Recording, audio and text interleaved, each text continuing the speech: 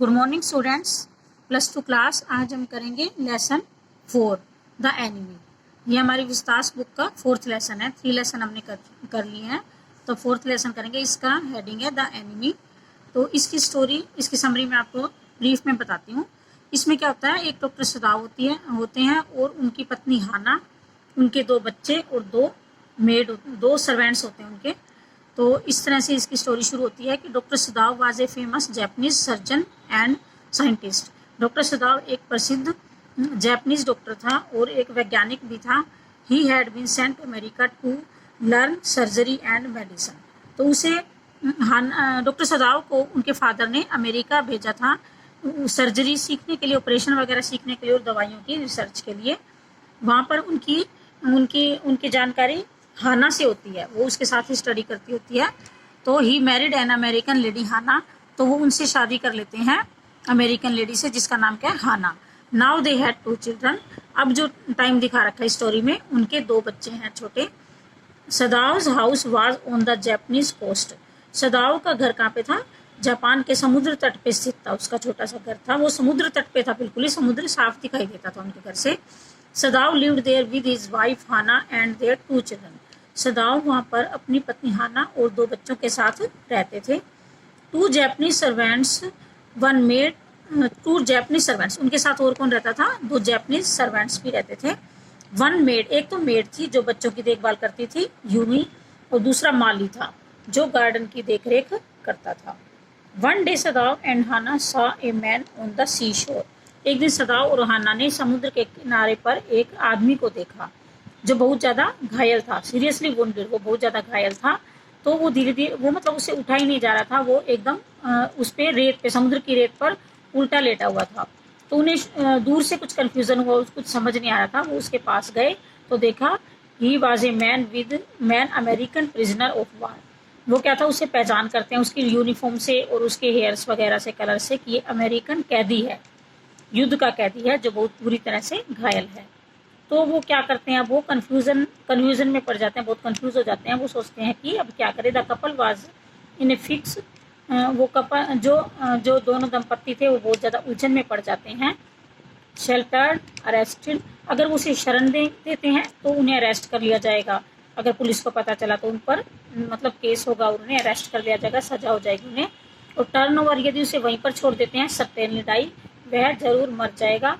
या टर्न मतलब अगर वो पुलिस के हवाले करते हैं तो भी वो उसे जरूर मार देंगे। तो एज ए डॉक्टर बेटा वो सोचता है कि भाई, एक डॉक्टर की वजह वो शपथ लेते हैं कि भाई अगर कोई भी मरीज हो चाहे, उसको वो ठीक करने के लिए शपथ लेते हैं, मतलब प्रण करते हैं। तो वो उसका मन उसे छोड़ने के लिए नहीं मान पाता। तो वो क्या करते हैं, they took him to their house, वे उसे अपने घर ले जाते हैं। सर्वेंट्स बहुत ज़्यादा उनका क्या करते हैं, प्रोटेस्ट करते हैं, विरोध करते हैं। एंड लीव द हाउस, और घर छोड़ देते हैं। देन फिर क्या होता है, Hana herself wash his wounds. तो मतलब सर्वेंट्स चले जाते हैं तो हाना स्वयं ही उसके सारे घाव धोती हैं। He was quite well after some days treatment. वो उसका बहुत अच्छी तरह से इलाज करते हैं दोनों दंपत्ति, और उसको कोई कमी नहीं आने देते उसके इलाज में, और उसे बिल्कुल ठीक, वो कुछ दिन बाद ठीक हो जाता है। सदाव was sent for by the old general, और वहाँ पे अमेरिका में एक ओल्ड जनरल का इलाज कर रहा था डॉक्टर सदाव, क्योंकि वो सबसे अच्छा बेस्ट सर्जन था अमेरिका का। तो उसे युद्ध में नहीं भेजा जाता, और उस जनरल के इलाज के लिए उसे वहीं पर, जापान का था वो डॉक्टर, सॉरी बेटा, जापान का बहुत बेस्ट सर्जन था सदाव। तो वहाँ के एक जनरल का वो ट्रीटमेंट कर रहा था। तो उस ट्रीटमेंट की वजह से उसे युद्ध में नहीं भेजा गया था सदाव को। तो उस दिन वो जनरल उसे बुलाता है, और वो क्या करता है कि भाई जनरल के आगे सारी स्टोरी बता देता है, क्योंकि वो सोचता है अगर किसी को पता चला तो मैं बहुत ज़्यादा मुश्किल में पड़ जाऊँगा। तो जनरल को वो विश्वास में लेके और जनरल को पूरी स्टोरी वो बता देता है। तो जनरल क्या करता है, कहता है कि भाई मैं क्या करूँगा, 2 आदमियों को भेज दूंगा, 2 मेरे हत्यारों को भेज दूंगा, जो कि मतलब फांसी वगैरह देते हैं ऐसे लोगों को। वो क्या करता है, मैं उन्हें भेज दूंगा और वो चुपचाप उस आदमी को मार देंगे। ये योजना वो बनाते हैं। ये this plan was made by them. But क्या होता है, मतलब जनरल क्या होता है बेटा, बहुत बूढ़ा होता है और बीमार होता है, तो वो भूल जाता है, नॉट रिमेम्बर्ड, उसे याद ही नहीं रहता कि उसे 2 आदमियों को, उस कैदी को मारने के लिए, अमेरिकन को मारने के लिए भेजना था, वो भूल जाता है। उसके बाद वो वेट करता है उसकी, लेकिन वो नहीं आते। तो फिर क्या करता है डॉक्टर सदाव, क्या करता है, एक प्लानिंग करता है। वो सोचता है एक बोट, वो क्या करता है, किनारे पर रख देता है। अपनी बोट किनारे पर रख देता है और उस आदमी को कहता है भी अब तुम यहाँ से चले जाओ इस बोट में। उसमें भोजन रख देता है, वाटर, क्लोथिंग, रजाइयाँ वगैरह ठंड से बचने के लिए रख देता है। और फिर क्या कहता है वो कि जब तक तुम्हें कोरियन फिशिंग बोट दिखाई ना दे तुम वहां पर रुक जाना, बीच में एक टापू है उस पर खड़े रहना।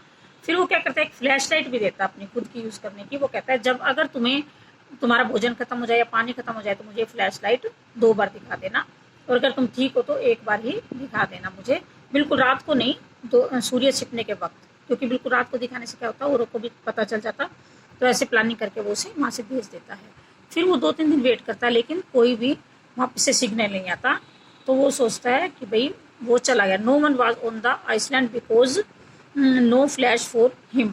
आइसलैंड पर फिर कोई भी फ्लैश नहीं आती तो उसे पता चल जाता है कि वहाँ पर कोई भी अब नहीं है, तो वो चला गया है अमेरिकन। तो the prisoner had gone safe, तो उसे पता चलता है कि वो कैदी सुरक्षित चला गया है। और फिर वो बहुत ज़्यादा रिलैक्स अनुभव करता है, लेकिन लास्ट में वो यही सोचता है कि भाई क्यों नहीं वह उसे मार पाया उस कैदी को। इस तरह से